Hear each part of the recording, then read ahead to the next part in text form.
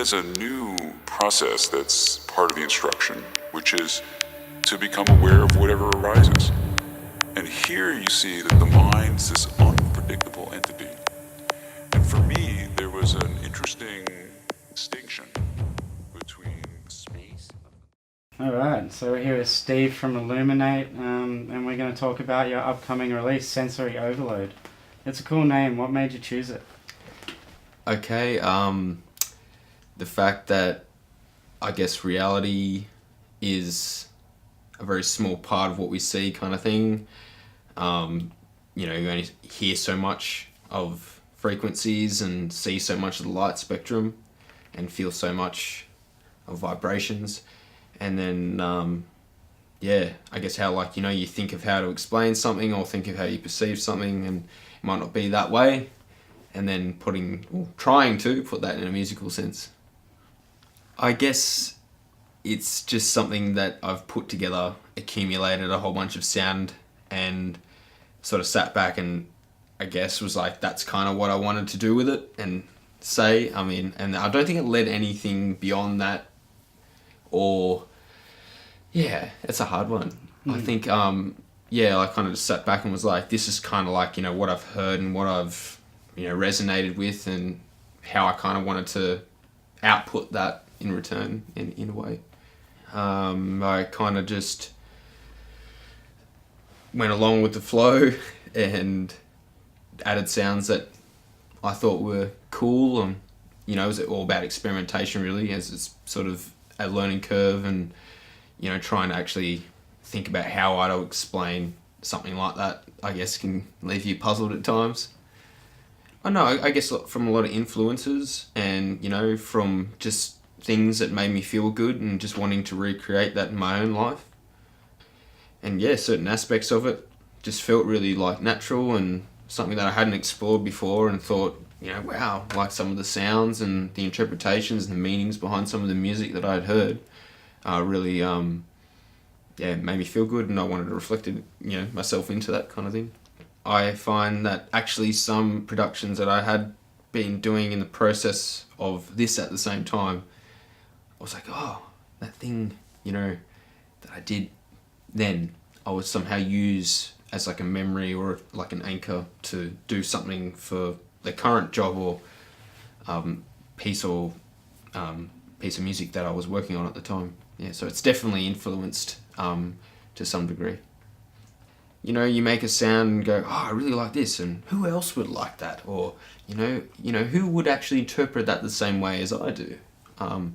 Or is there a counterbalance to it? Does that person take this sound or this particular element of a song completely the opposite as I do, or what someone else's interpretation of it is?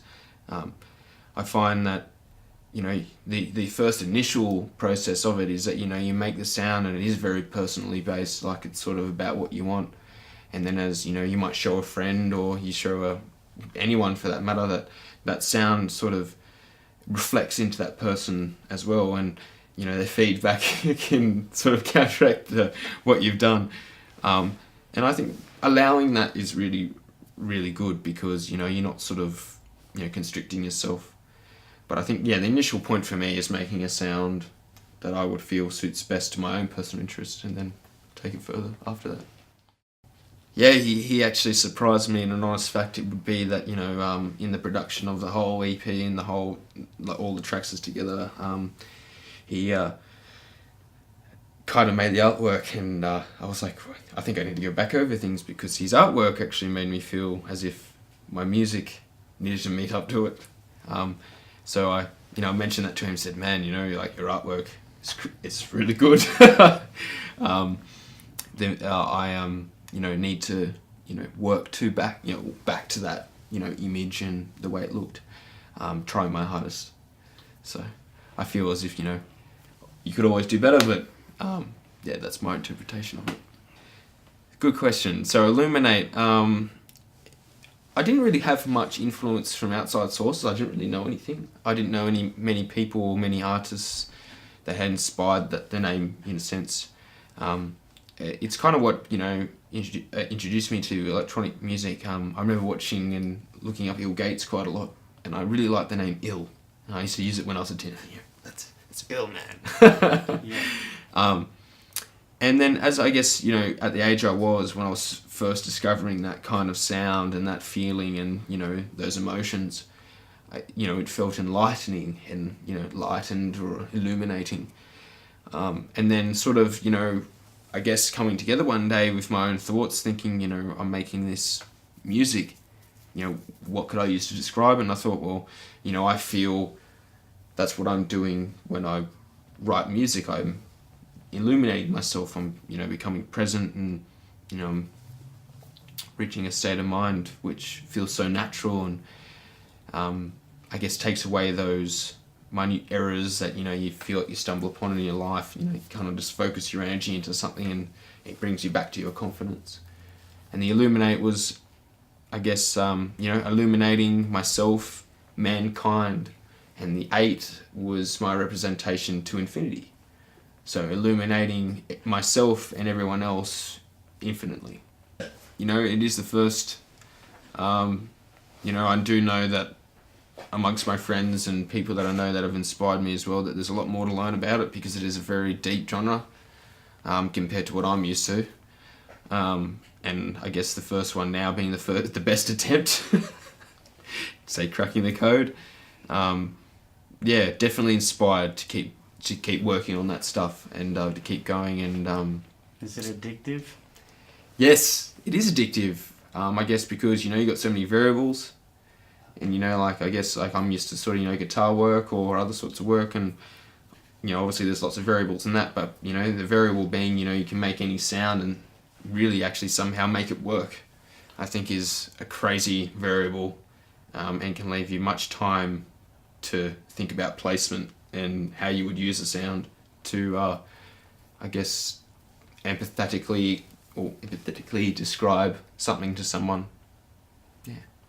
I try not to, I guess, restrict myself to musical avenues or genres. To me, I think the most important thing is that, you know, one day if you feel like writing psytrance, go for it, and if the other day you feel like writing heavy metal, go for it.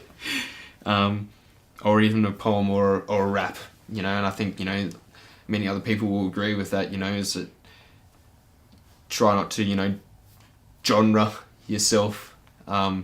And put yourself in a box because, you know, we're all humans and we've all got sort of, you know, that limitless potential. And I think putting yourself in a cage like that, you know, or you know, I only do this, you know, I think, you know, people could open up to more things. And So you're planning on doing like an album launch or something like that, or EP launch out on the town for this one? yeah, I guess it's in the mist at the moment, but definitely working towards it. And yeah, it's been very busy lately with a lot of things at the moment, and I guess, you know, life in general, and yeah, just trying to find the time and, you know, the dates, but definitely something that's going to probably happen after the release. You must be excited to play it out. Yeah, definitely keen to meet some new people, meet some new friends, and play some music, and yeah, you know, enjoy the atmosphere. And so 8th of the 8th, you've chosen to release this. Yeah. Any reason for that? My father kind of, like, you know, he's into numerology, and he really likes his numbers, so the representation of that is, you know, 8 and, you know, 2016, so 2 8 equals 16, and 8th of the 8th, 2016. So it's a bit of a kind of like a swing on things that, you know, that was a cool number. And, you know, Illuman8 tended to kind of fit well with that date. And, yeah, I guess that sort of was like, you know, to me that sounded cool. And that's what I wanted to do. I think it works. I'm excited for it. Cool. Thanks, man. Sweet.